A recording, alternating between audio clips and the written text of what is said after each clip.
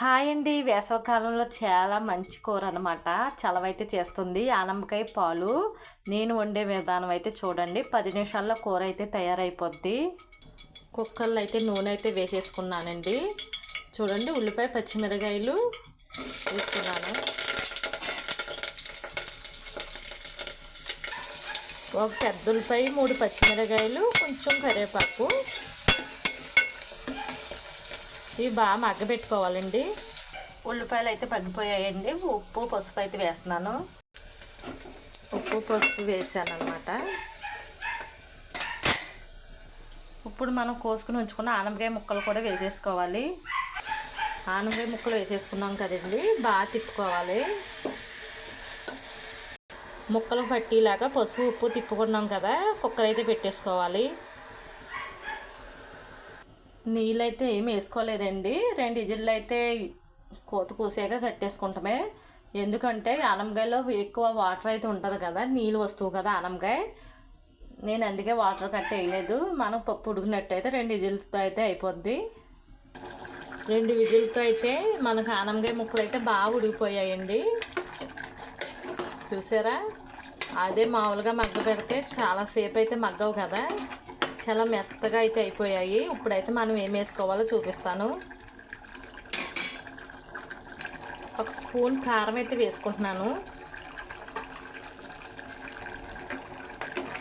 ముందైతే ఉప్పు పసుపు వేసానండి. ముక్క ఉడికిపోయాక 1 స్పూన్ కారం అయితే వేసుకున్నాను. మన కూర అయితే రెడీ అయిపోయింది కదా. కూర రెడీ అయిపోయాక వేసుకోవాలండి పాలు. 1 గ్లాసు పాలు అయితే వేస్తున్నాను.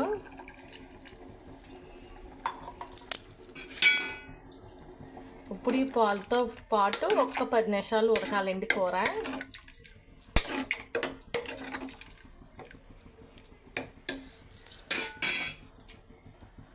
ఈ కూర అయితే బారింతరాలకు కూడా చాలా మంచిది. వేసవికాలం కూడా కొంచెం చలవైతే చేస్తుందండి. ఆనపకాయ చలవ వస్తువు కదా, మనం పాలు వేసుకుని వండుకుంటే కొంచెం ఇంట్రెస్ట్గా తింటారు.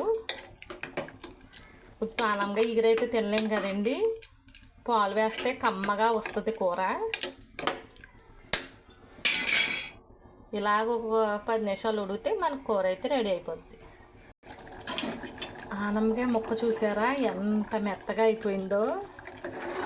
కుక్కర్లో 2 విజిల్లు అయితే వేయించాం కదండి, లేకపోతే 1 గంట అయినా మనం దాక్కడే కూర్చోవలసి వస్తుంది. దాకలో వండితే ఇలా కుక్కర్లో వండితే ఈజీగా అయిపోద్ది.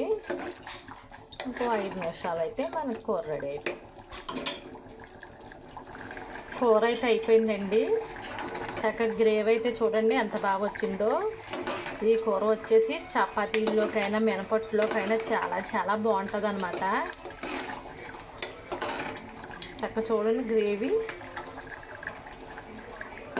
ఇంకా చపాతీలో తింటే ఇంకా చాలా చాలా బాగుంటుందండి, ఇంకా చెప్పక్కర్లేదు.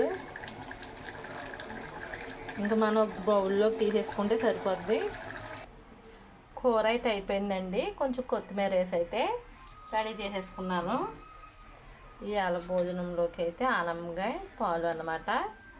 మీరు కూడా వండేసుకోండి. ఈ కూర నచ్చితే ఒక లైక్ చేయండి. మా ఛానల్ అయితే సబ్స్క్రైబ్ చేసుకోండి. ఇలాంటి వీడియోస్ కోసం మరికొన్ని మా ఛానల్ అయితే చూడండి. Bye bye friends.